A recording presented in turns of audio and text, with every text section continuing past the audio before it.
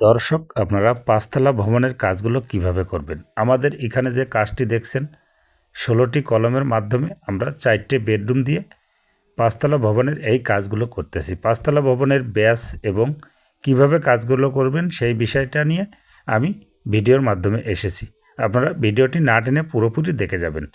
আমরা ব্যাসগুলো দিয়েছি চতুর্পাশে 5 এবং মাঝখানে দিয়েছি 6 ফুট বাই 6 ফুট। আপনারা চাইলে এভাবে কাজগুলো করে পাঁচতলা ভবনের নিতে পারবেন এবং আমাদের মাটিটা সুন্দর বালি মাটি এবং আমরা ব্যাস খুঁজেছি 6 ফুট ডিপ এবং ভিট বালি ইউজ করেছি প্রায় 2 ফুট এবং আমরা ব্যাসের রডে মাঠাম দিয়েছি 16 মিলি রড আমরা বেঁধেছি 5 ইঞ্চি পরপর এবং চতুর্পাশে কলমের রড দিয়েছি 6 পিস 16 মিলি, মাঝখানে দিয়েছি 8 পিস 16 মিলি।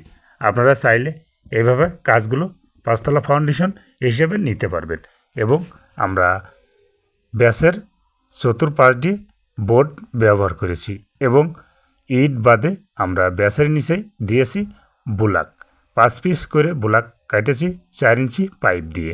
আপনারা এই ধরনের কাজগুলো করবেন, তাহলে আপনার কাজটি অ্যাকুরেট এবং সুন্দর হবে। একটি বাড়ি করতে গেলে অনেক অর্থ ব্যয় নিয়ে বাড়িগুলো করতে হয়। মহাজনের স্বপ্ন থাকে বাড়িটা সুন্দর মনের মতো যাতে করতে পারি। আপনারা কাজে কখনো ফাঁকি দেবেন না এবং অ্যাকুরেটভাবে কাজটা করার চেষ্টা করবেন। আপনাদের অর্থই যদি না পোষায় আপনারা কাজ নেবেন না। বাড়ির কাজটা সুন্দর